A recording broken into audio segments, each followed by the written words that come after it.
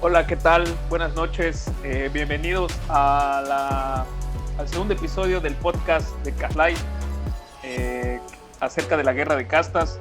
Antes que nada queríamos ofrecer disculpas porque les habíamos comentado que iba a ser semanalmente nuestro podcast, pero por diferentes motivos no lo habíamos podido realizar, pero bueno, aquí estamos ya al fin para poder hablar en este segundo episodio acerca de la guerra de castas. Y para hablar hoy acerca de la guerra me acompaña el embajador ahí del fraccionamiento del parque, Gustavo Urover Pech, productor también. ¿Qué onda, banda? ¿Cómo están? Hola. Aquí jugando a platicar, que es lo que más me encanta. No, ¿qué onda, Coyocazo? ¿Cómo estás? ¿Todo chido? Aquí con un fondo de pantalla para la ocasión que se está cayendo el cielo en toda la península. Madre, sí, de hecho acá, bueno, sigue lloviendo como la vez pasada. Me genera traumas del año pasado cuando llovió por 5 días y se inundó todo. No me da nervio que vuelva a pasar, ¿no? No, claro, yo creo que todos tenemos estrés de temporada de huracanes pasado. Yo igual me sentí un poco recordando todo eso que pasó en la primavera pasada. Verano, o ya ni sé. Mucho estrés postraumático, cabrón. No, digo, oye, Coyo, ¿y quién más? ¿Quién está por allá? ¿No? Hay una cabecita moviéndose. Nos acompaña desde Quimbilá, el también distinguido antropólogo e historiador Eser Maimay. Bienvenido, Eser. Gran Eser. Mucho gusto, compañero. A mí no me dices embajador, que soy de un pueblo, creo, ¿verdad? Es que no es cacique. La autoconocida por el pueblo maya de Quimbilá, entonces para no caer en falsas representaciones dudosas. Falsa representación. Pues aquí, qué chido estar con ustedes, compas. Pues bueno, aquí también está lloviendo. Pues así como dice Gus, jugando a ser historiador, a platicar de historia, ¿no? Y pues, bueno, qué bueno que lo hago con ustedes. Se disfruta platicar con ustedes. Devuélvenos nuestros impuestos de tu beca de maestría. Es lo mínimo que deberías hacer. La deuda histórica con los pueblos indígenas, ahí la vamos a cobrar. Tú estás cobrando la deuda histórica.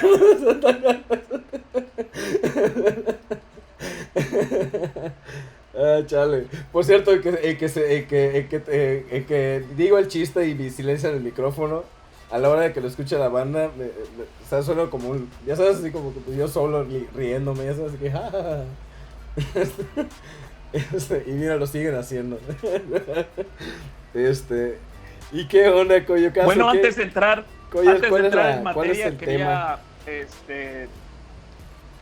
Antes de entrar en materia ya propiamente el segundo episodio, pues quería darle las gracias a todos los que nos escucharon en nuestro primer episodio, los que nos mandaron sus comentarios amablemente, los que estuvieron preguntando acerca del segundo episodio, a Cristina Adler, a Afue, a Minerva de Playa del Carmen, a Andrés Lizama, también, que nos estuvo preguntando acerca de cuándo salía la segunda parte del podcast. Nosotros habíamos iniciado este proyecto precisamente porque pensamos que conversar acerca de historia era una buena forma de divulgar y de difundir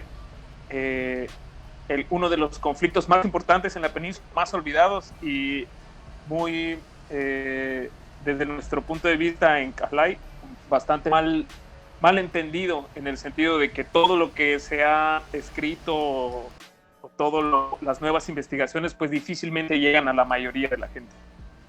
Sí, estoy completamente de acuerdo. Y luego molesta, ¿verdad? Coyoc ha sido testigo de mis catarsis, así, ¿por qué? O sea, ¿por qué tenemos que saber esto hasta ahorita? ¿Por qué tengo que? O sea, ¿por qué tuve que escarbar tanto? Es muy frustrante. Está cañón, ¿no? Y sí, definitivamente también muchas gracias, ¿no? Está bien padre, dejen allá sus comentarios, dudas, ¿no? Y si tienen alguna pregunta o algún tema, algo que les interese, también pónganlo por ahí, ¿no? Para que aquí lo abordemos, ¿no? A las personas que nos En el escuchan. primer episodio estuvimos hablando acerca de los orígenes de la guerra, que también, ¿no? O sea, si la guerra es poco difundida, bueno, sus orígenes, casi que es la versión criolla de mediados del siglo XIX, de los mayas violentos que solo tienen la forma de insurreccionarse para plantear sus demandas y sus propuestas políticas. Y bueno, si ustedes quieren, tienen tiempo y disposición, pueden escuchar el primer episodio de este podcast, en donde hablamos precisamente de eso. ¿Cuáles fueron los orígenes? ¿Quiénes fueron los actores? La importancia de la guerra entre México y Yucatán, de los pronunciamientos federalistas, la relación que había entre criollos, mestizos, mayas, Sí, ¿no? afrodescendientes. Todo eso van a poder escucharlo en este podcast. La influencia de los ingleses, de allá en Belice, ¿no? Del financiamiento. Bueno, eso lo vamos a tocar ahorita, supongo, ¿no? Ahorita se va a poner sabroso. Ahorita es el piu, piu, piu, piu, piu, piu, piu, ¿no? Y bueno, cuando iniciamos en el podcast pasado pensamos que íbamos a llegar, ingenuamente pensamos que íbamos a llegar a hablar ya propiamente del conflicto y de los combates. Que bueno, esa es también otra gran asimetría. La guerra de castas, la mal llamadísima, siempre mal llamada. No hay que olvidar que es mal llamada. Ultra mal llamada, sí. Y ahorita con todo lo que se hizo en torno a la petición de perdón del presidente, todavía peor mal llamadísima. Entonces, o sea, ni el nombre, ¿no? Todo el tiempo estaban en Tijosuco, pero espacialmente el presidente estaba en Chan Santa Cruz, ¿no? No, al revés. Estaba en Tijosuco y decía que estaba en Chan Santa Cruz. Eso dije. No, al revés lo dije. ¿Sí? Bueno, está bien. Sí. Otro está X. Están todos confundidos y mal llaman. Está mal Pues llamado. ya ni modo, pues ya sabemos que hasta el presidente se equivoca, ¿no? Que no se equivoca. Nosotros estamos bien, o sea, nosotros estamos mal, güey. Él decidió cambiar el nombre. Ahora ya estamos confundidos, ya no hay identidad ahí. No, y bueno, yo recuerdo que estábamos hablando precisamente de todos estos conflictos que había, ¿no? De cómo había intereses ahí, muy pues de la época, que había pues había economías, ¿no? O sea, lo estamos viendo, por ejemplo, acá en Yucatán, que después de las elecciones, pues tocó que la culpa obviamente es de los jóvenes, según el gobierno, ¿no? Y mandan a cerrar cantinas, ¿no? Y ahí las cantinas apelando, ¿no? Los cantineros apelando, ¿no? A la unión del gremio, ¿no? Y obviamente, pues en 100 años, ¿no? Alguien va a decir, o sea, pasó esto y van a salir, pues, nombres, van a salir figuras, así ocurre siempre, ¿no? Pero pues hay que ponerlos, ¿no? Algo en lo que me llevé mucho, y siempre me llevo de estas charlas, en la previa, es que al final de cuentas ya hay que tirar la idea de que las historias tienen un principio y un final, ¿no? La historia tiene un principio y un final. Sí, hay como que cosas previas, pero todo sigue, ¿no, Coyo?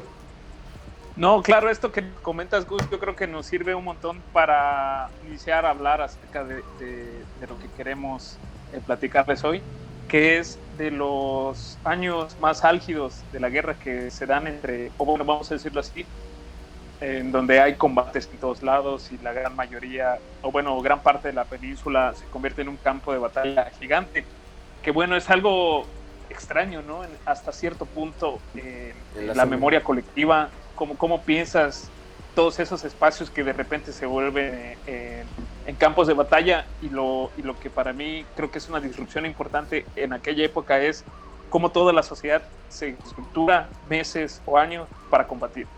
Pues es un cambio enorme en tu realidad, en lo que se vive todos los días. Y bueno, vamos a estar hablando de esos dos años, de 1847 a 1849, que es en donde lo dejamos en el podcast pasado. Maravilloso, ¿no? Y de hecho, solo la guerra de castas nos da para 6 temporadas de podcast, ¿no? De lo que ocurre, no sé, con los A ver, si de la guerra de independencia de Texas, que 4 meses hay 25,000 podcasts hoy en una guerra 50 años. Y tanto repique que luego tiene acá, ¿no? En la península, y uno pensaría que no. O sea, es increíble, ¿no? Pero bueno, eso lo podemos analizar en Coach Palmame, de hecho. Y bueno, pues, o sea, pues acá que nos vamos a tema, ¿no? Coyoc. Sí, pues yo quiero iniciar con el evento de petición de perdón del presidente Andrés Manuel López Obrador, porque ahí habló alguien de una compañera del pueblo maya, que a mí me gustó mucho qué fue lo que dijo, porque desafió la visión criolla de cuándo inicia propiamente el conflicto y quién lo inicia. Porque les habían comentado en el podcast pasado acerca de cómo las periodizaciones, las nociones de la guerra, pues gran parte de ellas las habían puesto los historiadores criollos del siglo XIX. Y ellos identificaban que, por ejemplo, Cecilio Chi fue el que inició la guerra cuando atacó Tepic y asesinó a varios vecinos de Tepic. Pero bueno, esta compañera fue la que cuestionó esa versión y dijo, bueno, aquí los que cometieron esto en un baño de sangre fue cuando la milicia yucateca atacó Tepic y borró del mapa el pueblo, que fue en el ataque de Diego de Ongari. Entonces es un debate importante saber cuándo inicia la guerra, ¿no? Les comentábamos en el podcast pasado que todo era parte de vamos a llamarlo así, de una serie de malentendidos y de miedos en tanto los mayas se estaban organizando para realizar un pronunciamiento o una insurrección contra los impuestos, no para eliminar ni masacrar a los blancos, ¿no? Y eso fue pero los yucatecos y la milicia yucateca operó como si de verdad estuviera en marcha la tan temida rebelión indígena que iba a exterminar a todos los blancos. O sea, en realidad, estamos partiendo de la idea de que, o sea, en realidad es así como que, oye, mira, te estoy pidiendo esto, y los otros así como que, nos quieren matar, algo así, ¿no? Sí, básicamente algo así. Sí, como que, oye, ¿sabes qué? No estoy de acuerdo con que me estés cobrando. Los otros, ¡asesino! Y se fueron a esconder. O sea, básicamente fue algo así, ¿no? O sea, así como que exijo y dices, ay, tú Bueno, yo creo que todavía sigue esa visión. Por ejemplo, cuando hay unas personas que deciden, incluso actualmente cuando hay algo, viene el gobierno, te trae un proyecto, dices, no, pues oye, pues no estás pagándome lo justo, como que quiero más, o algo así por el estilo, yo considero que algo más es justo. Pues hay dos reacciones, o sea, pues tú no quieres, ¿por qué no quieres esto? ¿Por qué no quieres lo otro? Y la otra reacción es que, tú indio abusivo, persona de vuelo que te está abusando de la confianza del pobre gobierno. Yo creo que todavía hay como este tipo de remanentes en las actitudes que uno tiene frente a esas, situaciones, condiciones que pues ahorita, ¿no? Pues la gente, por ejemplo, ¿no? Si los pueblos indígenas exigen autonomía, como que quieren balcanizar, ¿no? Al país, a la nación, dividir a la nación, ¿no? Entonces hay toda esa expresión. Y, bueno, no sé, retomando, por ejemplo, con lo que también, ¿no? Coyoc decía, esta referencia que sobre Diego Ongay, incluso, ¿no? Yo creo que también hubo un hecho antes de Diego Ongay, de Antonio Trujeque, creo que fue en el mes de julio del 47, cuando Antonio Trujeque también fue sobre Tepic, y hubo, al momento de querer arrestar a Cecilio Chi, ya había asesinado a Manuel Antonio Ay, ya lo habían ejecutado, y pues iban a ir sobre Jacinto Pat y Cecilio Chi a arrestarlo, y pues bueno, que Cecilio Chi, pues ya sabiendo con toda la ejecución, pues Cecilio Chi no se dejó, ¿no? Y también se armó y supo lo que venía, y pues Antonio Trujeque se fue contra Tepic, ¿no? Mucho antes de Diego Ongay, y ahí pues hubo saqueo, hubo de las casas de Tepic, incluso no se habla incluso de una violación, hubo abusos en casas de los tepicheños, y una violación a una niña pequeña. Entonces, desde el principio hubo violencia, hubo violencia en la guerra de castas. Así que hablar de la fase violenta y hablar como si fuera un tema aparte de los inicios, pues como que tampoco, ¿no? O sea, como que desde el principio fue violento. La guerra, pues bueno, así es la guerra, pero pues bueno, en la guerra de castas, pues desde el principio. Antes, o sea, desde la ejecución de Manuel Aya podemos hablar de actos violentos, una ejecución pública donde todos la pudieran ver, y luego estas incursiones que también, ¿no? Pues saqueos, abusos a la gente del pueblo. Wow. O sea, eso es. Yo lo único que pienso es, güey, cuánto miedo, ¿no? O sea, ese tipo de cosas no lo hace gente que tiene confianza en lo que está haciendo, ¿no? O sea, es mucho miedo, yo creo, ¿no? O sea, es como para que Sí, todos esto que comenta Eser, creo que va con lo que decías tú, ¿no? O sea, creo que nuestra dificultad ahora, ahora que estamos revisitando, viendo nuevamente esos procesos, bueno, ¿cuándo empieza de verdad todo este ciclo de... Sí. Se nos fue el Coyoc. Ese. Uy. Bueno, obviamente, Ahí, banda. Algo que está. Ah, pero mira, se quedó con una gran sonrisa. En la pantalla. también es característico del Coyote. El Coyote siempre es Bien, una enorme sonrisa ese hombre, ¿no? Y pero es estamos, pues ni modo, estamos en los tristes trópicos los tristes y trópicos. se nos va Coyote, pero nos deja una sonrisa, entonces no es tan triste. No es tan triste, ¿no? Coyote. Lo que sí es que nos fregó la producción. No es cierto. Pero oye, lo que venía platicando Coyoc, o sea, la idea que Coyoc estaba retomando, yo creo que está interesante, ¿no? O sea, cómo luego, ¿no? Perdón, estoy acomodando acá todo para que quede bonito. Pero lo interesante es, como dice esa reacción que tienen a una demanda que, digo, o sea, pienso que antes de llegar a un conflicto armado, en cualquier lugar siempre hay una negociación. Bueno, yo sí lo entiendo, no sé si así sea en realidad. Pues es que yo creo que negocias con actores o grupos colectivos con los que crees que tienes cierta igualdad y cierta equidad, o sea, sientes que no puedes, pues como que estás hablando como medio entre iguales, pues como que estás en la disposición de negociar, pero cuando obviamente tú no los ves así, y cuando los ves de una manera desigual, los ves por debajo de, yo creo que es cuando definitivamente la negociación eh, se cierra, ¿no? Y además que, como habíamos mencionado, es como algo muy latente que se estaba dando desde mucho tiempo. Y ellos sabían, yo digo que sabían que los mayas rebeldes ya estaban puestísimos para pelear y que lo sabían pelear. Y que básicamente también en este tema que estamos hablando, pues sí, o sea, demostraron que sí sabían pelear y usaban estrategias militares para combatir al mismo ejército. O sea, la neta sí estuvo muy, muy, muy bueno, porque pues gente que no estaba, o sea, que sí tenía entrenamiento militar, pero no tenía el armamento como tal a la que podía acceder un ejército como el yucateco, pues sí le hizo mucho frente. Ahí está el Coyoc. Ya regresó Coyoc. ¿Qué onda, Coyocazo? ¿Estás bien? ¿Todo bien, caballero?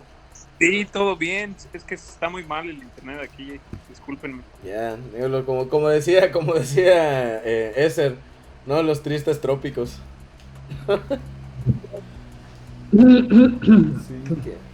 Sí, bueno, y bueno, veníamos platicando, ¿no? De la forma, ¿no? En la que terminan abordando este mismo conflicto. Cómo reaccionan militarmente y cómo también el pueblo se organiza militarmente para poder hacer frente, ¿no? O sea, y es algo grande. Nada más que a ver, estás en tu celular ahorita, ¿verdad? Sí. Ah, bueno, ok. Sí, no, es que no te ves completo por el tipo de formato que tiene la llamada, pero bueno, no hay problema, ¿no? ¿Sí? Ándale, ¿Le pongo así? ahora sí, te ves bajo el mar. bajo Ándale, el si no Voy te a continuar entonces. vais a ahogar. a todo dar.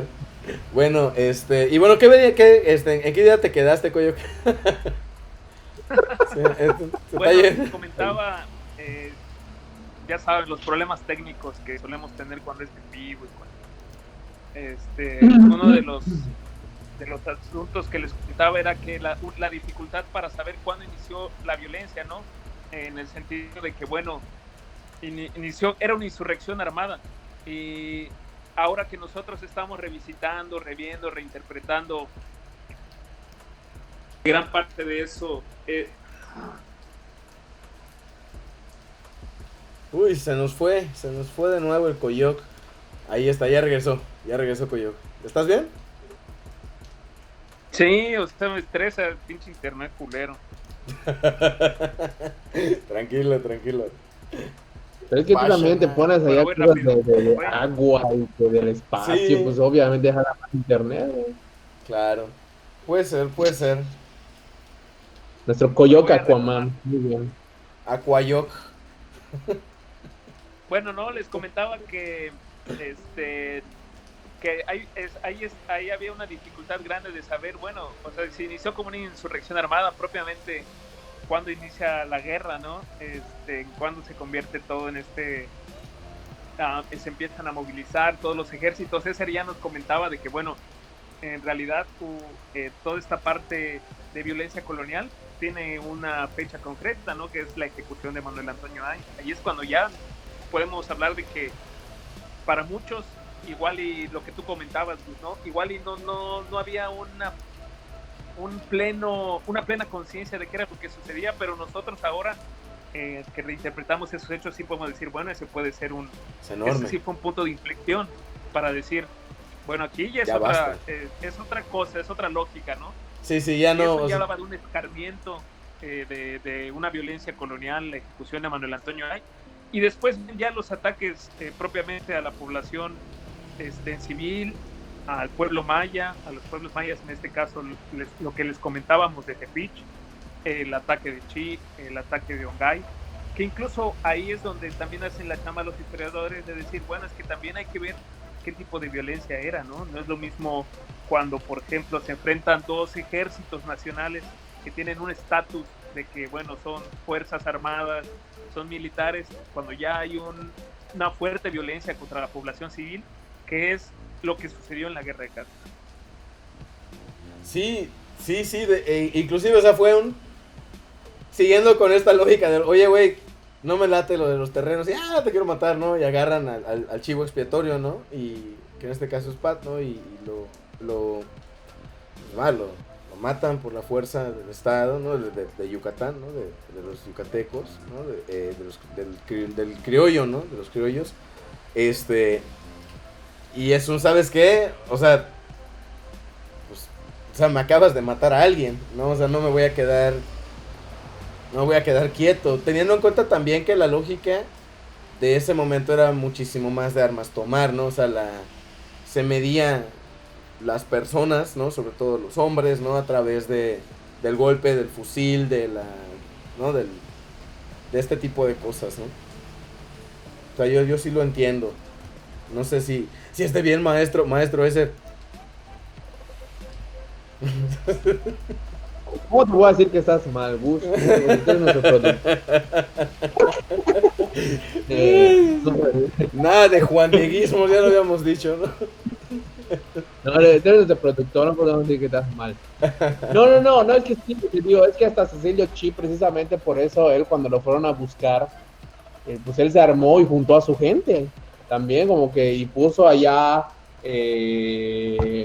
como le dicen, guardias afuera del pueblo de Tepic, que ya lo había ido a buscar Antonio Trujeque, para platicar con él y todo el rollo, que para pagarle sus servicios, que no sé qué, en las guerras anteriores, pero pues ya se habían ejecutado públicamente al Antonio Ay. Entonces obviamente Cecilio Chi pues dijo, pues estos cuates vienen a matar, ¿no? Vienen a arrestarnos y ejecutarnos, ¿no? Entonces, pues no. Oye, Pero fue... ¿Esto dónde está pasando? O sea, en la península de Yucatán, ¿en qué área está pasando? En el oriente, cerca de, bueno, ya un poco más rumbo allá, ahorita actual Quintana Roo, Tijosuco, donde estuvo el presidente. Y bueno, ahí estaba, ¿cómo se llama? El Antonio Trujeque esperando a Cecilio Chi, que Cecilio Chi estaba en Tepic, que estaba como un pueblo cercano a Tijosuco. Y pues bueno, ahí luego Trujeque se movió de Tijosuco a Tepic para buscar a Cecilio Chi, porque sabía que Cecilio Chi ya se había armado con gente. Y Yeah. pues allá el primer, yo digo que para mí es el primer saqueo, no el de Diego Ongay, sino es el de Antonio Trujeque, yo creo que también hay que considerarlo, porque fue la primera que, aunque no arrasaron por completo a Tepic, pero sí se la saquearon, sí hizo que la gente de Cecilio Chi, los indígenas, de los mayas de Tepic, pues se desplegaran y dejaran, y pues allá varias personas, aunque no salieron todas, pero pues sí, hay saqueos, abusos y una violación. Entonces, para Wow. mí, esa es la primera, la de, más que la de, bueno, la de Diego Ongay, pues ya fue muchísimo peor, porque ya, digamos, la guerra, pues así va, ¿no? Tiene como también una tendencia escalonada, ¿no? A la violencia y a la intensidad de los encuentros. Sí, como les comentaba, pues a mí lo que me había gustado de la intervención de Ana Karen Chip, que era la que habló la petición de perdón al presidente, pues era de la resignificación de esos eventos. Y digo De resignificación entender, y ajá, reinterpretación, de entenderlos, ¿no? O sea, de otro modo, ¿no? claro, porque digo, si para nosotros es confuso, o sea, no me imagino que era, o sea, ahorita incluso con el Twitter, con el WhatsApp, con el Facebook, toda la cantidad de información enorme, o sea, de verdad que es otro mundo, el de aquella época, con la información tan limitada, toda una serie de factores, para ellos era muchísimo más confuso, ¿no?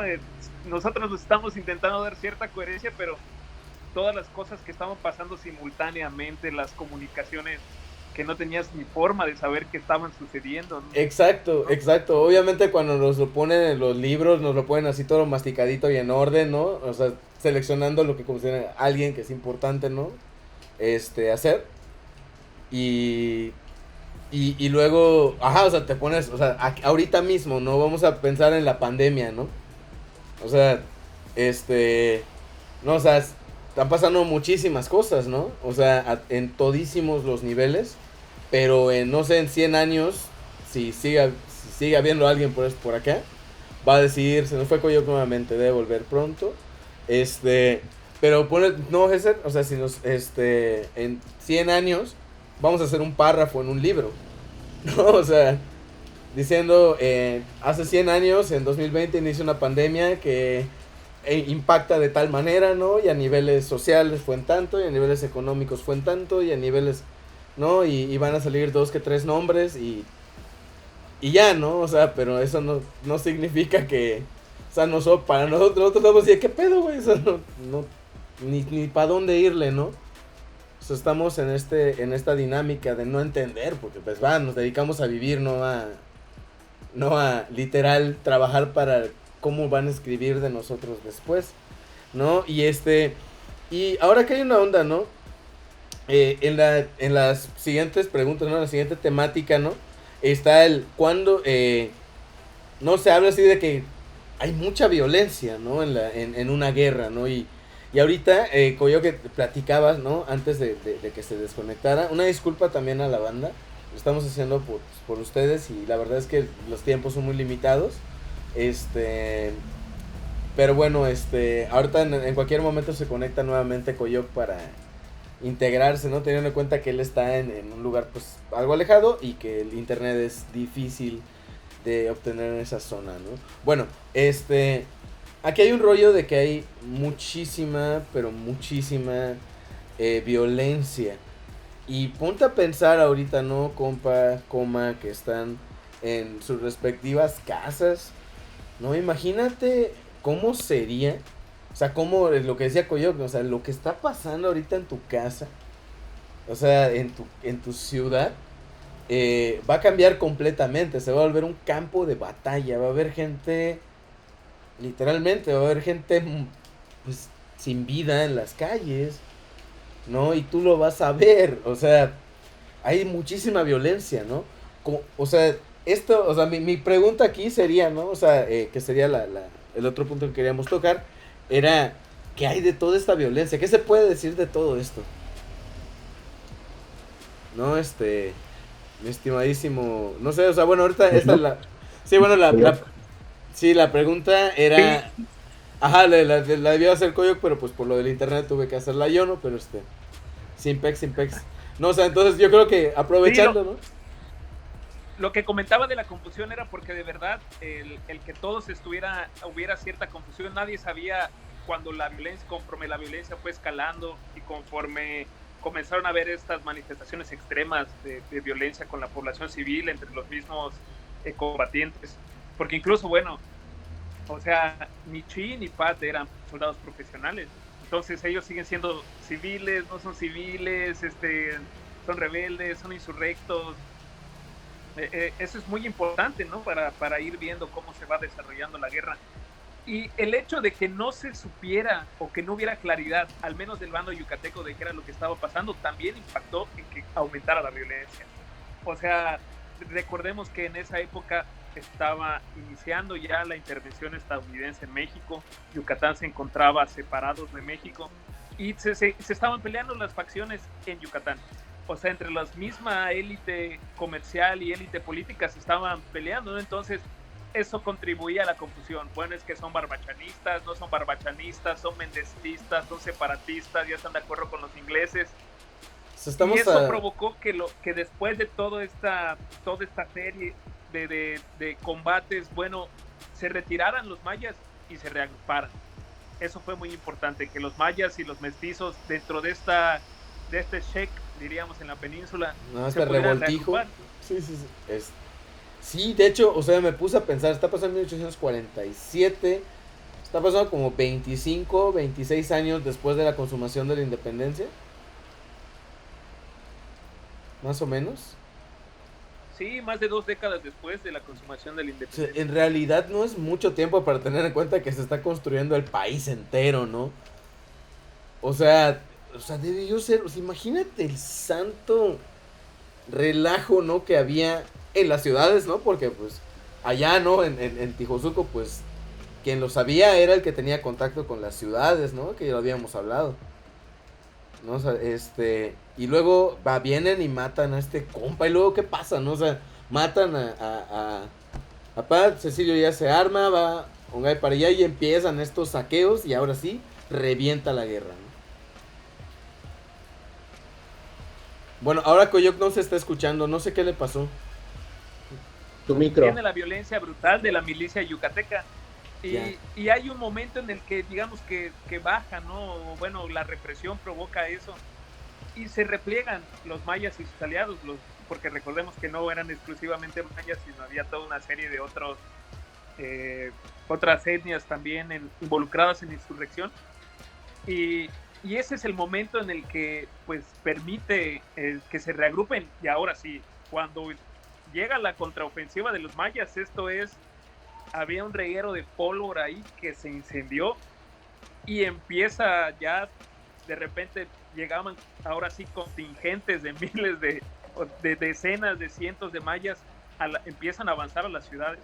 Ese es el momento clave, ¿no? Que además es algo que los historiadores y las historiadoras han discutido mucho, ¿no? Que es este tipo de movimientos triunfan cuando las élites están totalmente fragmentadas, ¿no? Porque cuando están unidas, la respuesta es contundente, ¿no? Claro, desde luego. Como sucedió con la rebelión de Canek, con innumerables rebeliones en donde las élites políticas no estaban fragmentadas. Bueno, viene la respuesta brutal que todos conocemos, ¿no? En parte se dio, pero ese estado de conflicto entre las diferentes élites fue lo que provocó que se pudieran reagrupar en el oriente de la península de Yucatán. De hecho, la verdad es que ahora como lo dijiste, tiene toda la lógica, sí, no, o sea, cuando las oligarquías, ¿no? Los grupos más poderosos están fragmentados, es cuando no pueden soportar una rebelión, una insurrección, una queja, una acción directa, ¿no? O sea, y es está duro. Inclusive, bueno, es una de las reflexiones que nos podría dejar al final de todo lo que vamos a platicar esta guerra precisamente, ¿no? Cuando el Estado se hace pero uno. sobre todo porque cuando también las élites están fragmentadas, precisamente lo que buscan es, pues digamos, de cómo estos actores o terceros actores, pues cómo los utilizamos también para llevar agua para nuestro molino, porque también eso era precisamente lo que sucedía, ¿no? Con todos esos liderazgos, por decirlo de alguna manera, regionales, o sea, que están en el oriente, que están al oriente por Tizimín, que están al oriente también por Valladolid, aquellos que están al sur de Yucatán, por Tecash, toda esa gente, pues también había, digamos, sí había como ciertos jefes políticos, por decirlo de alguna manera, que estaban encargados, una especie de militares en esas zonas, que también tenían sus propios simpatías hacia esos dos figuras, Miguel Barbachano y Santiago Méndez, que entonces que también eso hacía que pues precisamente pues ver también por dónde nos vamos, porque también Jacinto Paz y Cecilio Chite eran también dos personajes que tenían también distintas visiones políticas, uno que más iba a la negociación y otro que iba más a la confrontación. Cecilio Chite iba más a la confrontación y Jacinto Paz iba más a la negociación. O sea, entonces, eso dependía, ¿no? También de pues estas élites fragmentadas, pues también, o sea, ahí estaban, ¿no? También esas, con quién nos vamos, quién nos conviene también para poderle pegarle al otro grupo de la élite.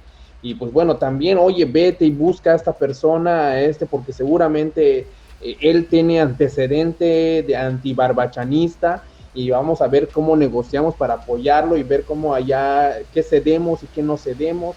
Entonces también todo eso estaba dándose, ¿no? En la guerra. O sea, entonces cuando termina, cuando pues aniquilan a Jacinto Pat, Cecilio Chi ya no tiene... A Manuel Antonio hay. Perdón, a Manuel Antonio. Al que fusilan es Manuel Antonio. Al pobrecito que no... Sí, al pobrecito que no disfrutó la guerra fue... Está confuso esto, y estamos confundiendo. Perdón. Si es que me revuelvo, güey. Too much information. Pero para esto tenemos unos posts en el Facebook de Carlay que pueden consultar también. Aquí se los vamos a pegar para que vayamos ubicando a los personajes. Ok. Ahora, para no caerlo más, ¿no? Recapitulando. Manuel Antonio es aniquilado y se reúnen, ¿no? En allá donde es Cecilio Chi, y empieza ya una rebelión en donde Jacinto Pat es el que toma la parte de la política, ¿no? De la negociación, y el otro compa se encarga pues como que de ir allá armando el ejército, ¿no? Más o menos sería así. Yo creo que una forma de imaginarnos esto es, por ejemplo, nuestro plan es que se acaben las subvenciones, ¿no?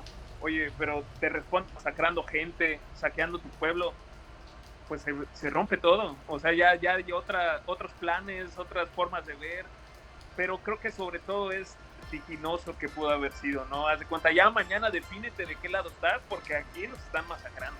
Sí. Y manda estas cartas para allá si quieren estar con nosotros o si no. Yo creo que así podríamos entender todo sucediendo a la misma velocidad, en medio de una confusión gigantesca, y se rompe todo, ¿no? Supongamos que no lo sabemos también, bueno, hasta donde sé, no han abundado mucho los historiadores. O sea, eran líderes que habían acordado insurreccionarse, no habían, hasta donde se ha acordado, quién iba a ser el líder máximo, o si había una autoridad central. Imagínate todo esto en medio de una guerra, ¿no? Que cómo vamos a sacar ese acuerdo si uno puede ir a hablar con el otro que también se está levantando. Yo creo que así podríamos entender la guerra, ¿no? Sí, o sea, lo importante también esta parte, ¿no? Es que lo que también decía Coyoc, que también como que hubo también como una organización de los rebeldes, y que precisamente ahí creo que tal vez por la mayor capacidad económica de redes de Jacinto Pat, que también tenía mucho con ingleses, ¿no? Con otros comerciantes. Yo creo que ahí Jacinto Pat Por ejemplo, Jacinto Pat, o por lo que se ha dicho, es que él ha firmado a veces, o firmaba o se identificaba como comandante en jefe de las tropas rebeldes, y Cecilio Chi como comandante general, y había otros generales. Yo creo que también hay que mencionar a esos porque también son personajes como que hasta ahorita no son muy mencionados, no suenan, pero por ejemplo Venancio Peck también era como el general de, que él también se autonombró como general del Oriente, y había otros generales que se identificaban como generales de Bacalar. Entonces, hubo esta pequeña organización como a un estilo así como, sí, militarista, o sea, no eran así como te diré, soldados completamente así, pero habían participado, habían tenido experiencia en guerra, y que pues ellos sí, o sea, también estaba este rollo, también algo que menciona también un historiador, dice, los criollos en ese momento creían que los indios no podían organizarse, creían que los indios no podían dirigirse, y algo que pues definitivamente mostraron es que incluso sí se pudieron organizar, y hasta pusieron como una estructura, no sé si decir semimilitar o pseudo de la milicia, pero se nombraban como comandantes y generales, y el macizo allá era Jacinto Pat, por las redes que tenía, claro, yo no el estaba, contacto que yo no tenía. estaba diciendo que no hubiera una estructura, que como dices, por supuesto que la tenían, sino que bueno, a lo que yo iba era esta insurrección en contra de los impuestos, que era muy concreta. Yo no sé si alguno de ellos calculó que se iba a convertir en una guerra al siguiente mes de esta envergadura, ¿no? Y ya ahí sí acordar sobre la marcha y a ver cómo le hacemos, cómo nos organizamos, ¿no? A eso iba en concreto. Wow. Sí, incluso, de hecho, a mí me hace mucho sentido también, porque lo que tiene, lo que lo hace, o lo que nos hace entenderlo como militar, yo creo, es los nombres que se ponen, ¿no? Porque al final de cuentas, una estructura de un ejército es algo que vas a encontrar en pues, cualquier cultura también, ¿no? O sea, un grupo de personas que necesitan arreglárselas para que muera la menor cantidad de gente de su lado y la mayor cantidad de gente del otro. Como sea, ¿no? O sea, así es la guerra como tal. Pero, ¿saben? Ahorita que lo vienen platicando, algo que tal vez, ¿no? O sea, a mí me trato de visualizarlo. Y digo, ¿cuál era el uniforme de ese ejército? ¿Cómo era? O sea, ¿cómo se vestía? Ok, yo digo, ¿sabes qué? Ya es más que evidente que voy a estar de los compas que no quieren ovenciones, ¿no? O sea, y ya ¿qué agarro? ¿Cómo con qué voy a luchar? ¿Cómo me voy a diferenciar? Cuando, digamos que ya final, y todo esto que les estamos comentando de la ejecución de Hayes en el verano de 1847, a finales del 47, ya ahí empieza ya la ofensiva, ya hay un cierto acuerdo, cierta estructura. Bueno, Jacinto Pat se va a encargar de ir hacia el oriente, hacia el sur, y Cecilio Chi hacia el oriente, ¿no? Y como decía Eser, va a haber gente ya que va a ir contra Bacalar. O sea, también ahí, eso fue lo que tomó también muy desprevenido a los yucatecos, que ya había también cierta estructura, cierta coordinación, no total, ¿no? Yo hago luego como cierta comparación con la Revolución Mexicana, de que pensamos, bueno, es que Villa, casi el ejército prusiano, cuando había como cientos de bandidos o de asaltantes que se ponían el título de villiza y se la pasaban saqueando y cometiendo todo tipo de desmanes. Eso también pasó en la guerra, ¿no? Entonces es un ejército insurgente, cualquiera puede llegar a saquear el pueblo y decir, yo soy de la tropa de paz, ¿no? Claro. Así fue la guerra también. Sí, de hecho, recuerdo que el Che, en uno de sus diarios, escribe, ¿no? O sea, güey, me estoy enterando que hay gente que está metiendo desmadres en nombre de la revolución, dice, ¿no? Pues es que, o sea, vamos, o sea, es muy difícil, ¿no? Como que, o sea, todos como que tienen un objetivo, pero pues al final de cuentas no se puede vigilar que todos estén así, o sea, que todos sean congruentes con eso, porque pues estamos hablando de que es todo el oriente, ¿no? Prácticamente donde se recrudece las batallas. Por ejemplo, O sea, yo me literalmente preguntaba, ¿no? ¿Cómo es el uniforme? O sea, ¿cómo se visten? ¿No? ¿Que tienen algún distintivo? Claro, ¿Qué? hacia allá iba. En varias imágenes que hemos posteado en Facebook, también en el Instagram y en el Twitter, ahí vemos que en realidad no había como propiamente un uniforme, ¿no? Sino, por ejemplo, se identificaban a través de cucardas que son como estos especies de botones que se ponen en el sombrero, banderas, la de los insurrectos mayas y sus aliados eran rojas, nos cuentan los primeros historiadores que han escrito sobre el conflicto, ¿no? Si uno ve, por ejemplo, las impresiones de Picheta de la época, ve que la Guardia Nacional era así como chambeaban, así los ponían en el batallón, y nada más que con arma y con Con un sombrero o algo así, Sí, ¿no? la primera vez que lo vi, me sorprendió no ver los sombreros así de bombín de la época, pero así sucedía en ese tipo de guerra en el que se tiene que movilizar a toda la gente. Creo que el uniforme es importante, pero era definitivamente lo último en lo que estaba pensando Oh, la gente. desde luego que sí, desde luego, pero, o sea, siguiendo la lógica del ejército, ¿no? O sea, o sea, al final de cuentas, obviamente, pues estamos hablando de una precariedad increíble para esos entonces, no vas a invertir para uniformarte. Si estás peleado por dinero, güey, no, es más que obvio. No, pero estos distintivos, ¿no? Que te hacen formar parte de algo, como tú dices, ese botón es lo que dice, bueno, ese es el uniforme. Porque es algo que uniforma a todos, ¿no? O sea, nos hace parte de algo, ¿no? Uniforme, ¿no? De hecho, en la escena de El Álamo, en la película, en la batalla de San Jacinto, la unidad de mexicanos, eso no sé si sea verdad, pero la unidad de tejanos con J que combatía con los angloamericanos, se ponen unos naipes en el sombrero Unos para identificarse. Oh. Sí, unos naipes. Mira qué interesante, unos naipes en el sombrero.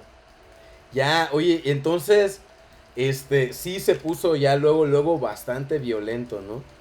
¿No? ¿Qué más, o sea, esta violencia, ¿para dónde se fue? ¿Qué ocurrió, no? Pues ahí es donde sale del oriente la guerra y empieza a avanzar, ahora sí, hacia los grandes centros de población, Valladolid y Tecash y Bacalar. Esos son los tres lugares hacia donde se van dirigiendo las tropas de los insurrectos mayas, ¿no? Y no había terminado la guerra entre Estados Unidos y México. En ese verano en el que empiezan todos estos eventos es cuando el ejército estadounidense ocupa la Ciudad de México. Sí, ahora que hay algo bien importante, ¿no? Valladolid es una zona, bueno, tengo entendido, aquí voy a ver si mi maestro ese me lo estoy bromeando, ¿no? me lo califican bien, ¿no? Pero bueno, yo tengo entendido que también Valladolid desde la conquista es una zona muy estratégica, ¿no? Porque es lo más cerca que pudieron estas huestes, ¿no? Españolas de poder ponerse en esta zona comercial de la península, ¿no? Que es muy importante, que es el Caribe, porque conecta con todas las islas, conecta con Sudamérica, y desde antes, ¿no? Había ya todo un rollo de importación, exportación, todo este trip, ¿no? Era muy importante tener alguna ciudad, algún centro en el que pudieran llegar, les pudiera llevar menos tiempo y llegar al mar, ¿no? Y ahí está Valladolid y es, digamos, o sea, de hecho, es lo que yo tengo entendido, ¿no? Que ocurre. Sí, era como una zona económica, ¿no? Es que los yucatecos, esas iglesias enormes, de hecho estaban diseñadas en el principio para resistir ese tipo de ataques, y es en torno a esas construcciones que se van fortificando. Entonces por eso se van a Valladolid también, ¿no? Había mayores posibilidades de defensa. De encuartelarse. Ir a esas veredas que solo conocen los rebeldes, oye, es un suicidio, ¿no? Sí, entonces también Valladolid sugiere que una vez que ya tengo Valladolid agarrado, me puedo encuartelar. Tengo edificios que me pueden servir para proteger a mi gente, ¿no? O sea, sí, así. Sí, sobre todo, sí, era un lugar como, así como, no por ser zona económica que tú dices, productiva, comercial, y además todo lo que ha comentado Coyo, como fueron sus dos características que la hicieron muy importante y como esencial para decir, hay que tomar ese lugar. Y sí lo tomaron, por eso también llegaron y... No, y creo que por eso hay dos incursiones que son muy violentas. Creo que la una de Bonifacio Novelo, donde sí estuvo o sea, agarraron supuestamente a los que vivían en el mero centro de Valladolid, que también era una ciudad muy segregada. O sea, digamos, había mucha segregación. O sea, los del centro eran completamente los criollos, los blancos, los vecinos. En las periferias, los barrios, pues había también, ¿no?, población indígena. Entonces, en esa incursión de Bonifacio Novelo, que era un mestizo, pues sí, hubo así muertes, disparos, todo eso. Entonces, esa sería una que también yo mencionaría. Y la segunda fue ya creo que ya en el año 48, en marzo del 48, cuando apenas estaban viendo si se arreglaba o no, había tratado de paz o había algún acuerdo para pues bajarle a los ánimos. Y hubo una persona que se llama Miguel Uchín que no estaban, porque digo, estaban divididos. Había unos que no querían el tratado de un acuerdo de paz, no querían que había tregua. O sea, realmente ellos querían seguir avanzando, tomando lugares, y entre esos también estaba Valladolid en el 48, y que pues bueno, entró Miguel Uchín y se escabechó a varias personas.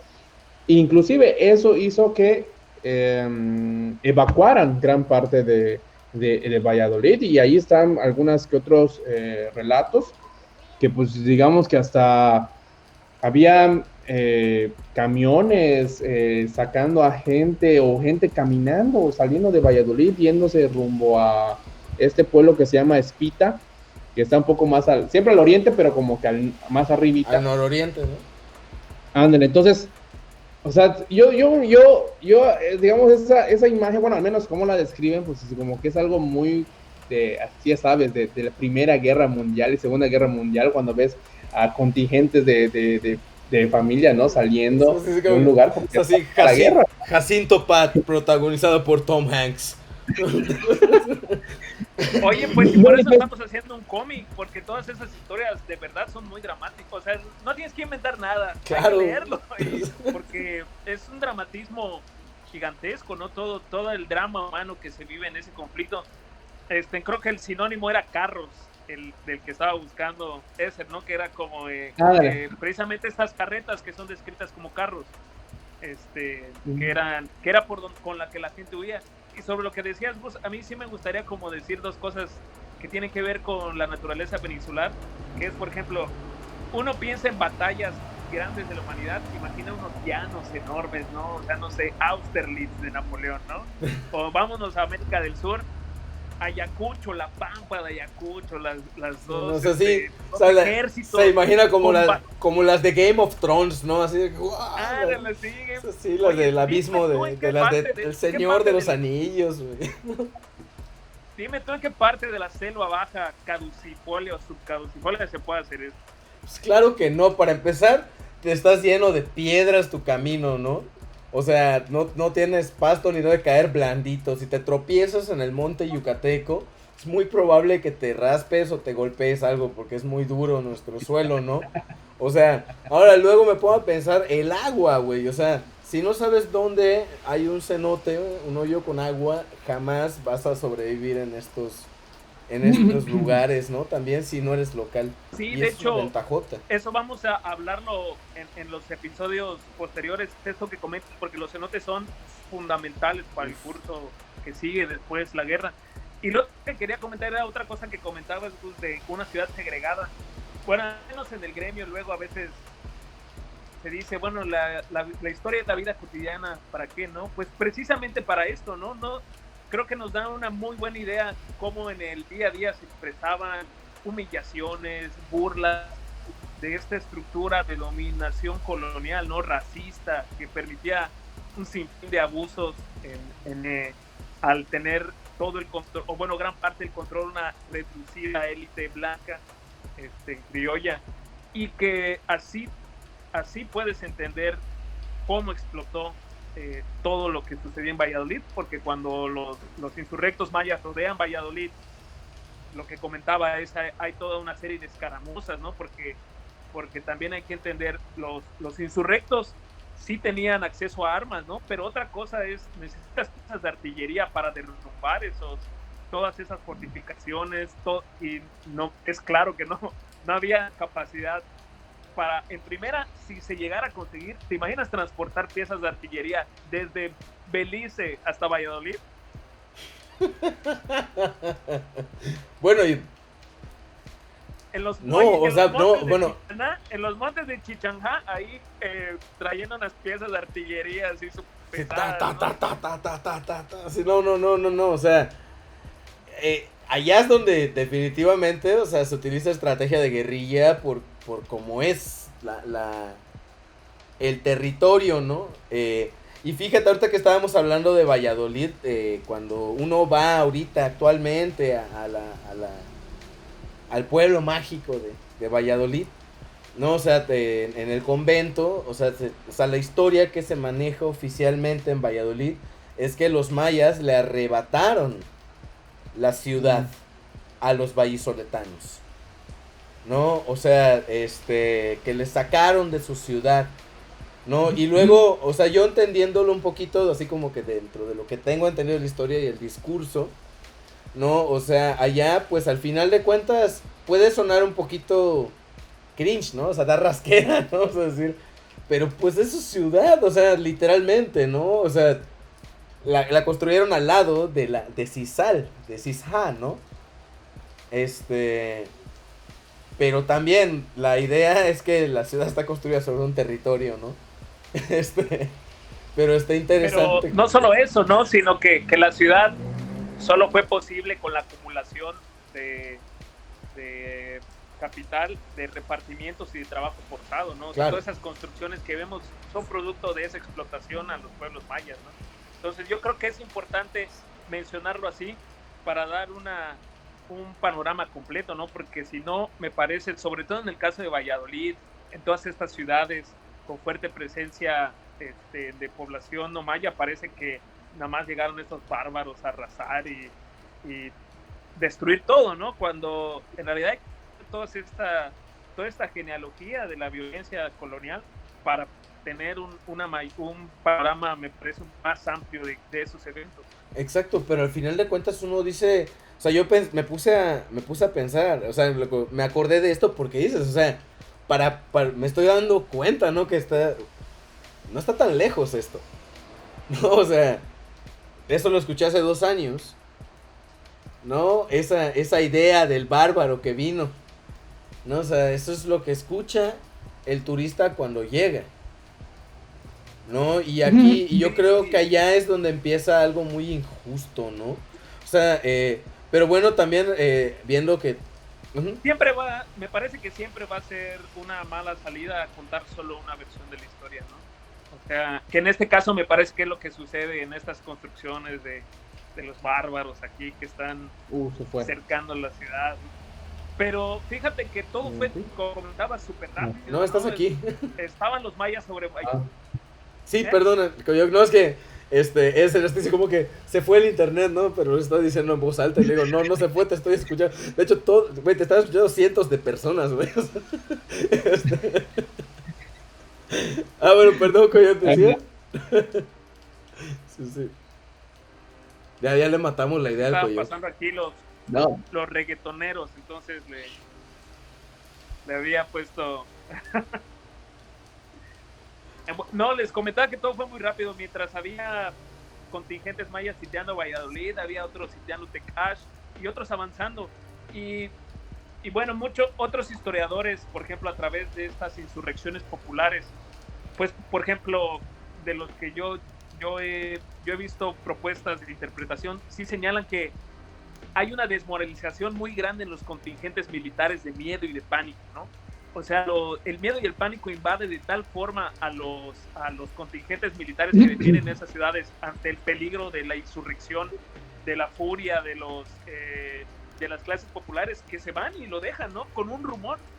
En el caso, por ejemplo, de la guerra de independencia, por ejemplo, hay trabajos y estudios que hablan de eso, ¿no? De que, bueno, si uno lo ve fríamente ya desde la comodidad de su escritorio y el artículo de publicación, pues dice, bueno, sí tenían como los recursos militares para mantenerse en la ciudad, ¿no? Pero pues no sabemos todo ese clima que se produce en un conflicto y en la guerra, ¿no?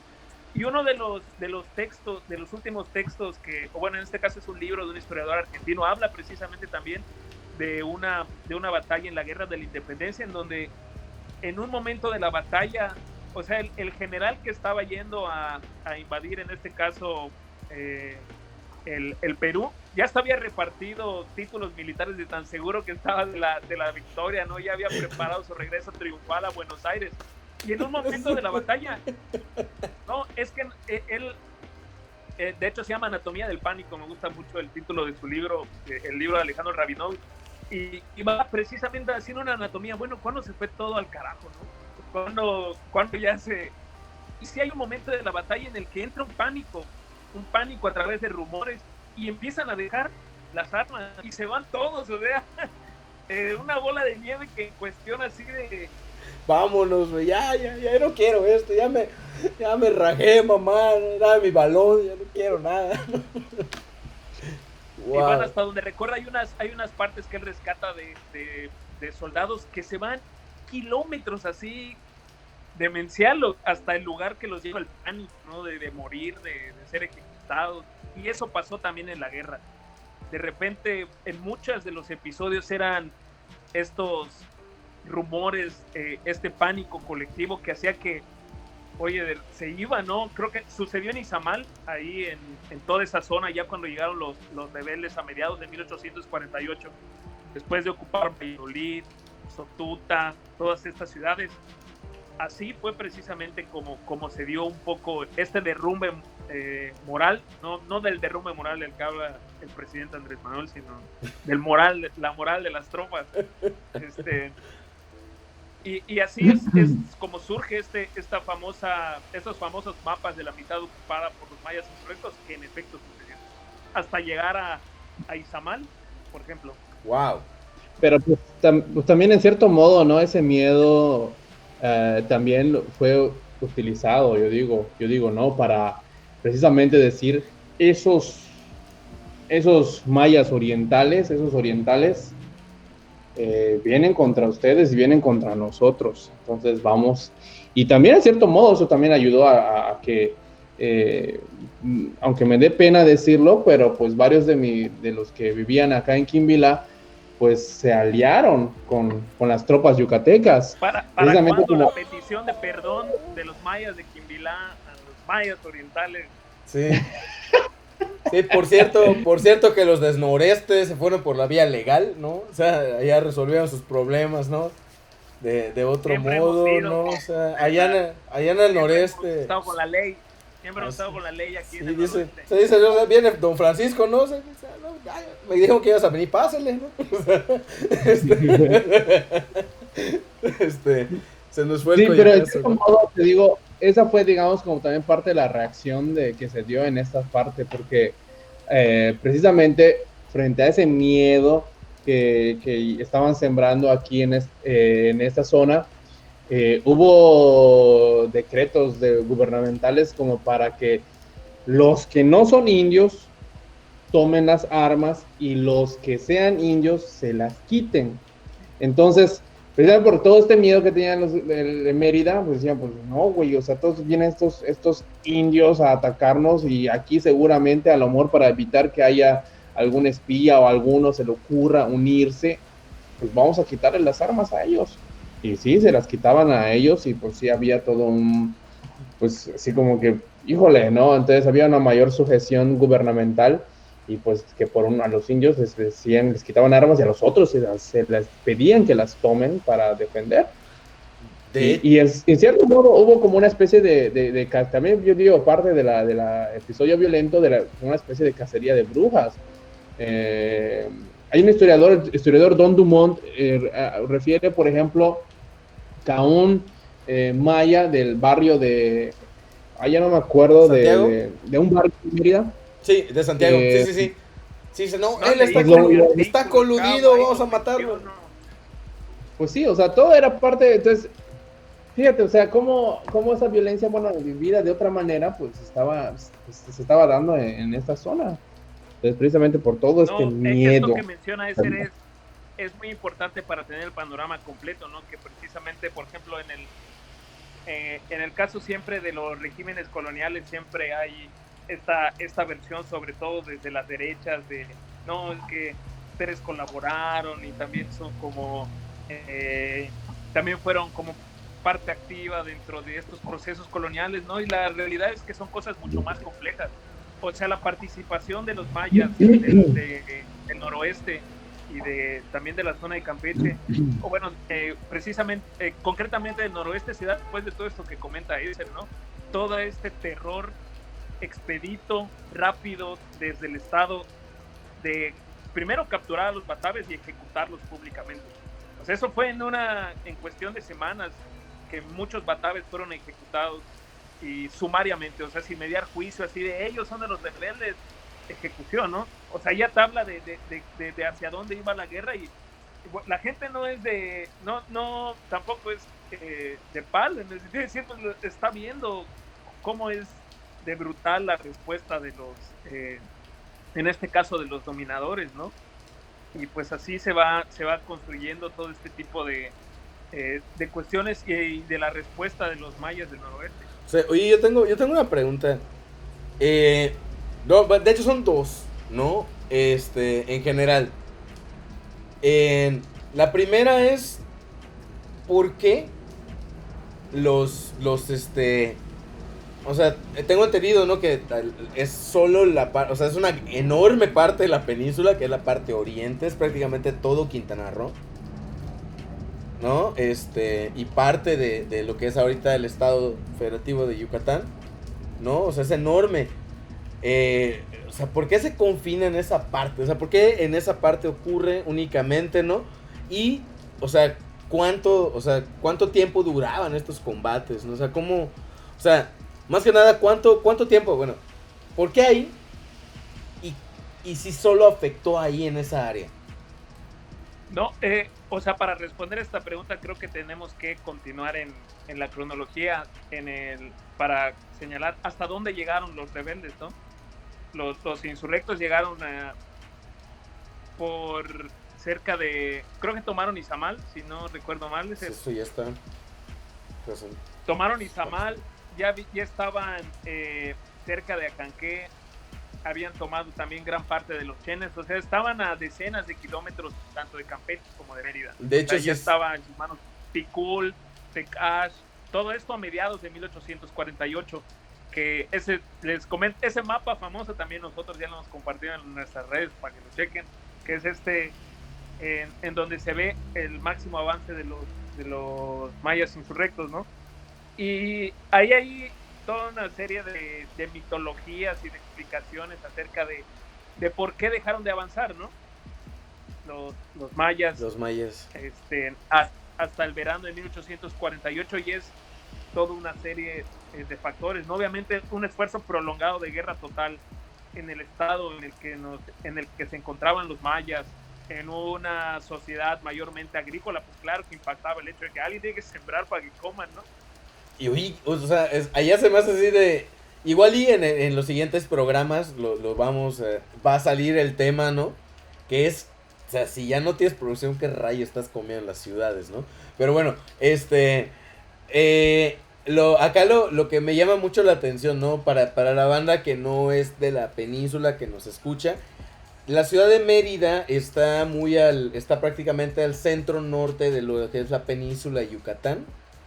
Y lo que es Acanqué, ahorita, desde donde estoy actualmente, que es curiosamente el oriente de la ciudad de Mérida, está a 25-30 minutos manejando. Eso no es nada lejos, teniendo en cuenta que Valladolid está a 2 horas y media, 3 horas de manejo. O sea, sí sí avanzaron mucho, o sea, ¿no? O sea, wow. ¿En 2 años fue esto? En 2 años avanzamos. 1 año. No, pues si yo estoy cabronado, camino mucho, la neta.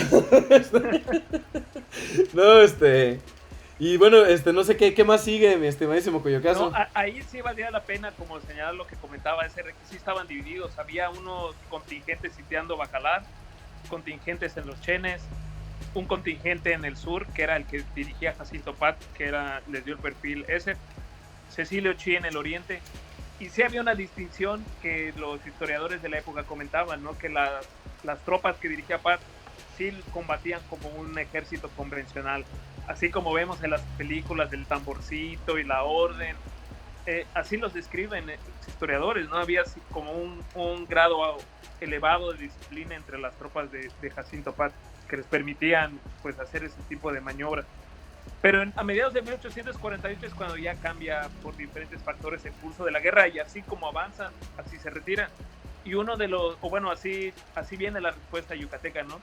Y entre esos otros factores está el de que, bueno, los yucatecos ya tenían que reagruparse, ¿no? O sea, a partir de las ciudades se reagrupan, hay un cambio en los mandos, en los oficiales, llegan oficiales más jóvenes, con otros tipos de experiencias que permiten reagrupar a los yucatecos, y don dinero que viene también ya directamente del gobierno mexicano. O sea, los yucatecos habían ofrecido dentro de este pánico a los mayas y al supuesto exterminio a España, la soberanía de Yucatán a España, a Estados Unidos, a Inglaterra, pero nadie agarró el paquete y se reincorporan a México. Y con lo que le pagan a México de la guerra entre Estados Unidos y la República Mexicana, financia parte de ese esfuerzo bélico yucateco. Sueldos que, o sea, hay que pagarle a los soldados, ¿no? Y los yucatecos no tenían dinero. De hecho, esa ayuda de los dólares estadounidenses de indemnización son los que permiten pagar por primera vez a las tropas yucatecas, comprar nuevo armamento. Wow. Sí estuvo crudo, ¿no? O sea, se tiene registro de... O sea, literalmente fue todo el oriente ocupado por los... O sea, es todo el oriente, o sea, todas las ciudades fueron ocupadas por mayas. Sí, todo el oriente, ¿no? Desde el suroriente hasta al oriente, norte del oriente y mínimamente del sur. Pero pues básicamente pues también era primero porque era como el terreno que ellos conocían mejor, ¿no? Meterse a la selva, todo esto denso, ¿no? Que todavía estaba en el oriente y parte de Quintana Roo, era la selva. Entonces era un terreno que ellos conocían. Era más difícil pelear contra ellos, y también, o sea, en cierto modo también era el lugar más cercano del que les proveía las armas. Entonces también en cierto modo por eso era más fácil para ellos. Conocían la zona y pues también era como más cerca pues obtener el armamento, la pólvora, todo eso, ¿no? Entonces era como que por ese motivo también ellos se mantenían, o sea, también desde su estrategia de guerra, que era como meterse al monte, a la selva, y ahí hacer sus barricadas para luego cuando vengan el ejército, pues ahí los embosquen fácilmente, ¿no? Entonces también ese tipo de estrategia pues solamente podía funcionar digamos, en estos bosques en las selvas y el monte que ellos conocían. Algo que no era como tú dices, había mucha piedra, había mucho todo lo otro, entonces pues era como que el escenario menos propicio para los yucatecos y menos para aquellos militares que llegaban del ejército mexicano. Sí, o sea, era como que... Sí, nuevamente me hace más sentido, inclusive, ¿por qué? Porque la zona, o sea, cualquier cosa que vayas a mover va a llegar desde Europa, ¿no? A través de estas colonias inglesas, ¿no? Y bueno, pues tienes mar, pero tu mar de la derecha tiene ocupación, ¿no? Española, y tu mar del norte tiene ocupación, criolla, yucateca, ¿no? Tu única entrada de agua que tienes está a través de las colonias inglesas. O sea, me hace más sentido, ¿no? O sea, esa parte, y cómo obviamente mientras más lejos estás de tu zona que te provee, pues más vulnerable se vuelve tu ejército, ¿no? La verdad está muy interesante. Después, así como de rápido avanzaron los insurgentes, así de rápido también fue como fueron perdiendo todo ese territorio. y con violencia yucateca incluida, ¿no? Se habla mucho de las masacres de los mayas, pero casi nada se habla de que conforme los yucatecos iban recuperando las ciudades, también hubo masacres de los mayas que ocuparon esas ciudades. O sea, la masacre de Tecash, de los mayas de Tecash también fue bastante comentada en su época, ¿no? Como incluso mataban niños de los identificados con el bando de los insurgentes. Claro. O sea, es toda una serie de factores que hace que también así la moral se vaya reduciendo de los insurrectos, hasta que ya para 1849 ya habían retrocedido nuevamente a esta parte del oriente de Yucatán, la que comentabas, ¿no? La que gran parte de lo que actualmente es la península de Yucatán, el estado de Quintana Roo. ¿Qué está en la península de Yucatán? No te equivocaste, faltó precisión. ¿Qué te iba a decir referente a esto? Esto es algo, como decías, bastante resumido, ¿no? Hay como miles de historias ahí en el medio, periodistas que se vuelven militares de la Guardia Nacional. Sí, o sea, sacerdotes que se vuelven mediadores. Sí, es que o sea, es un conflicto. Va a haber gente que de acuerdo a su propia personalidad va a tomar una postura política que va a inspirar todas sus acciones. A mí algo que me llama muchísimo la atención de todo esto, ¿no? Es que, pues por ejemplo, no hay banda que se basa a veces de lo que se escribió en Mérida como reporte, y me puse a pensar, bueno, cuando uno va actualmente, ¿no? Va al Ministerio Público a poner una denuncia, uno está diciéndole algo a la persona que está capturando tu denuncia, y la persona que está capturando tu denuncia está escribiendo lo que él se le da la gana. No, o sea, lo que dice allá es una abstracción de lo que pasó, o sea, y al final de cuentas, o sea, tomando como reflexión de que no lo escribieron para contar después que ellos eran los buenos, no, o sea, lo escribieron porque necesitaban justificar ética, moralmente, acciones duras, no, pero, o sea, esos reportes, o sea, digo, al final de cuentas es muy difícil, ¿no? Sobre todo los sistemas de justicia tardan mucho en madurar, y estamos en una época, ¿no? En 1849, en el que los sistemas de justicia están muy claros hacia qué punto están inclinándose, y hay que entenderlo desde ahí. Y también pienso, bueno, yo así lo entiendo, ¿no? No sé si así hay que entenderlo, pero a mí se me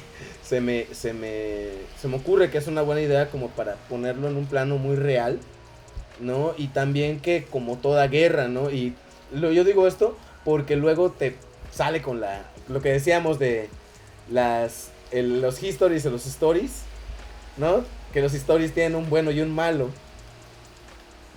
¿no? O sea, las historias, los relatos tienen un bueno y un malo, ¿no? Nos lo cuentan así.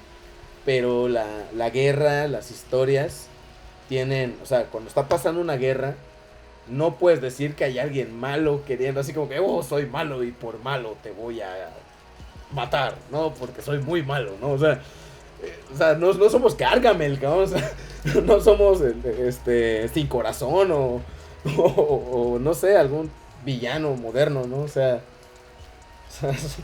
hay guerra y hay reacciones violentas, ¿no? O sea, yo sí lo reflexiono. No sé, ¿qué opinas? Eser, Coyoc, Eser.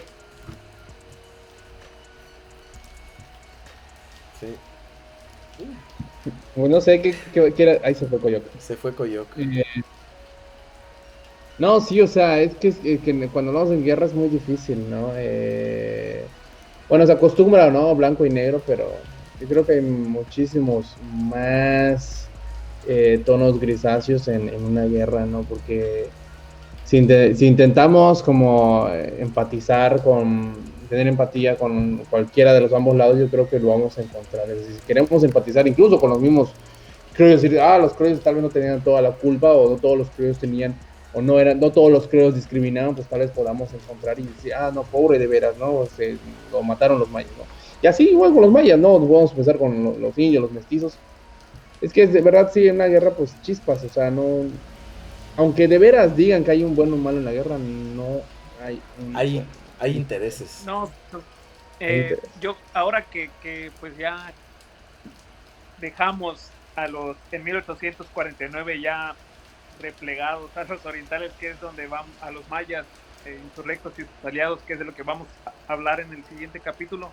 Hay una parte para concluir que me gustaría como comentar, que es estos famosísimos tratados de Tucacap, que recordemos que en marzo de 1848 una facción de los mayas, encabezado por Jacinto Paz, firma estos famosos tratados con el gobierno de Barbachano para ponerle fin a la guerra. Uf.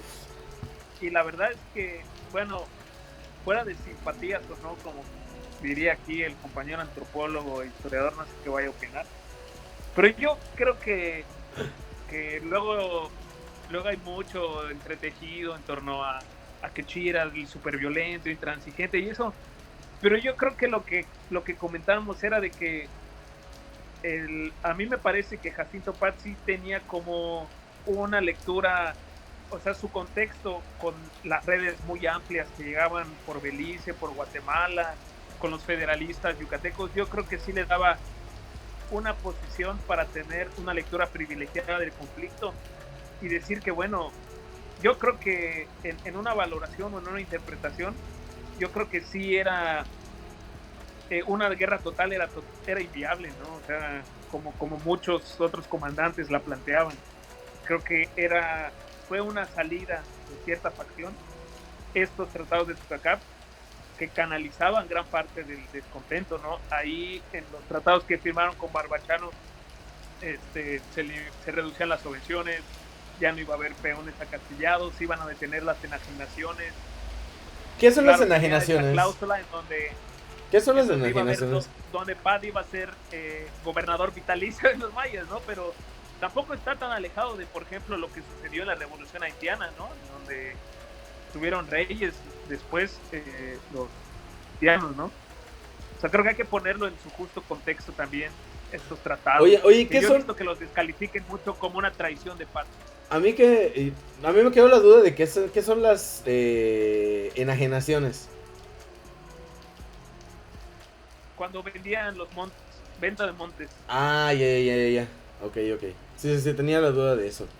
Sí, o sea, o sea, yo creo que los tratados de Sucacap, ¿no? O sea, como tú dices, en algún momento tuve el chance, ¿no? De leer un artículo al respecto y pues, o sea, sí, definitivamente me sorprendió la posición del gobernador yucateco referente a estos tratados, ¿no? Porque oye, sí está, o sea, me sorprendió porque dice, oye, un político mexicano soltando prenda, ya sabes. O sea, y además aceptando algo impensable, que era la división del territorio. Una parte del territorio se iba a quedar en la administración de los mayas, imagínate. Era... ¿Y qué pasó? O sea, ¿así? Aquí el maestro ¿no? Que nos quiera contar. Para yo otro sé podcast, que es un poco ¿no? del bando de Chile, sí. Es para otro podcast. Yo creo que es un buen momento para dejarlo, ¿no? ¿Y qué pasó? ¿No? O sea, para ir cerrando esto, ¿no? ¿Y qué pasó? O sea, se cierran o sea, güey, o sea, ¿por qué duró 50 años y ahí estaba, güey? O sea, solo quería hacerle un poco más de promoción a los tratados de Tucacap porque a mí me sorprende mucho en el ambiente en el que se firmaron, claro, como muchos de los esfuerzos por encontrar esta salida, ¿no? Que involucraron sacerdotes, en intercambios, mucha buena voluntad, diplomáticos mayas. O sea, no me imagino yo, por ejemplo, se imaginan ustedes, no sé, la asamblea de todos los comandantes, decir, esto es lo que vamos a pedir, no, o sea, no me imagino ni la tensión y todo lo que se pudo haber hablado, discutido. No, güey, no, debía estar y en Maya, ¿no? Discutido en Maya, así como para ver qué onda, ¿no? ¿Qué pedimos al gobierno? No, y luego si uno se va, ¿no? A los sitios de Maya Cajlay, a mayacajlay.org, ¿no? ¿Qué onda, compadre? Le saludo a mi gato. O sea, ya se pueden ir viendo, ¿no? El manuscrito, cómo escribía Jacinto, ¿no? lo que decía, la manera de escribir de esos momentos, ¿no? A mí me llama mucho la atención cómo la formalidad que se maneja en ese momento. O sea, ahorita lees un documento formal y para ellos debería ser una ofensa, una barbaridad, ¿no? La manera en la que nos expresamos ahorita, ¿no? O sea, mi señor y esto y lo otro, ¿no? Y una ortografía hermosa, ¿no? Una caligrafía muy bonita también en los documentos, ¿no? O sea, No, yo creo que ese es un episodio que me parece muy olvidado en general. Y a mí creo que valdría mucho la pena como recuperarlo en su dimensión histórica, ¿no? Como con todos sus asegúnes también, pero como un esfuerzo de entendimiento entre diferentes actores en medio, que se están matando en medio de un conflicto tan y sí, o sea, estamos condenados a vivir en este mismo territorio los dos. O sea, pues sí, güey. O sea, eso, ándale, algo así. no, sí, dices, güey. Ya estamos aquí. Ya estamos aquí. ¿Qué vamos a hacer para convivir? Güey, tipo Goku y Vegeta, cabrón. Pa, toma. Ya, güey, eso es que. No, esto no tiene sentido, ¿no? Y luego, y sigue después. Pero bueno, lo dejaremos aquí por el momento, ¿no? Supongo yo, porque si nos extendimos un poquito más, llevamos casi 1:30, ¿no? Pero yo creo que... Habrá que restar los problemas técnicos. Sí, bueno, en realidad, de hecho, no, va así, literal. Pero yo creo que es súper importante, ¿no? La parte esta de... Yo creo que estuvo buena la charla porque ahora sí nos metimos en donde hubo guamazos en todos lados, ¿no?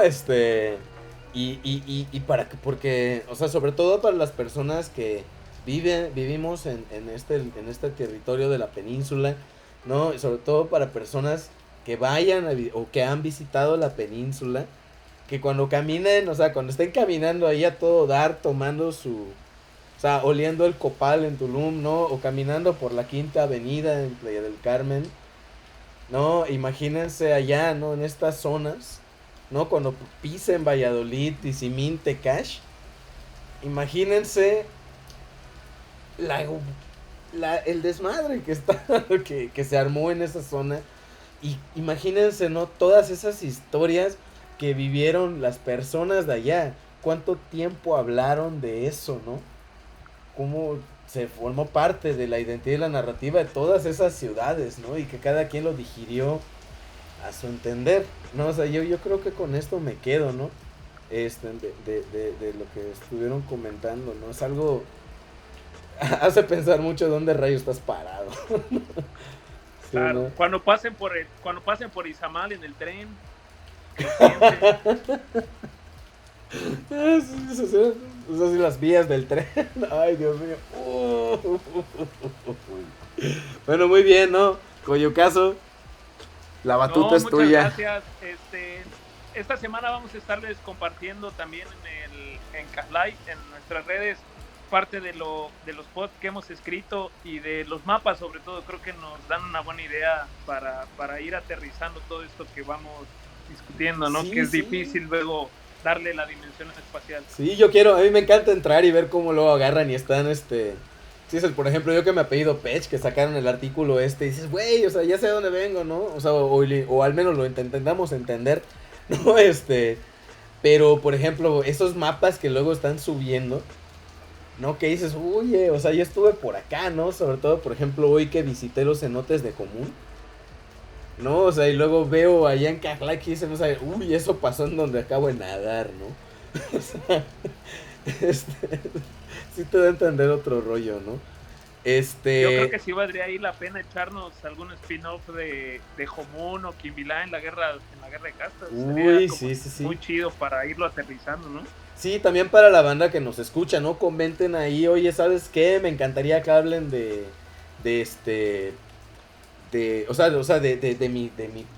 esta zona, ¿no? De Yucatán a la que yo pertenezco o la que yo visité. O también a las personas que nos escuchan de otros lados, que nos digan si en algún momento, si conocen de algo similar que haya pasado en los lugares que ustedes viven, ¿no? O sea, todo eso, la verdad es que esto es para ir abriendo el diálogo, ¿no? Para ir platicando o sea, vamos a compartir qué tenemos en común también, ¿no? No, esto yo creo que nos une y pues vamos cerrando esto, ¿no? ¿Alguna recomendación? Acá, Coyocazo, Eser, una recomendación de algo, una película, un libro, una bebida, Mi recomendación es que vean el siguiente podcast. Que vamos a hablar de los tratados de Tsukakap. ¿De qué vas a hablar? Genial. Tú, Man, está tan norteado mi camarada. Vamos a hablar de Noca Santa Cruz. de Noca Santa Cruz. Santa Mal Cruz. llamada también. Mal llamada Chan Santa Cruz. La mal llamadísima por los autonombradísimos. Que, uy, Chan Santa Cruz viene la cruz parlante. Dios mío, se va a poner bueno esto. Pues bien, yo creo que cerramos transmisión, ¿no? Sí, Sí. muchísimas gracias. Nos vemos en el próximo podcast. Hasta luego. Sigan porfa las reglas de Ciclónica. Suscríbanse aquí, allá donde se va a tapar la cara de Coyoc. Sí, mamá, salí en la portada, ¿no? Y ya está, ¿no? Bueno, pues nos escuchamos, nos vemos, bandita, gracias por su tiempo. La próxima semana con más de esto de Ajlay, historia maya contada por mayas, ¿no? Y yo me encargo de que salga la próxima semana. Llueva, Nos encargamos. trueno o relampague. Nos encargamos, ¿no? Si no, Coyoc da su tanda, ¿no? Sí. Y esa es la paga. Bueno, hasta luego, manita, que estén muy bien. Chao, chao. Bye, bye.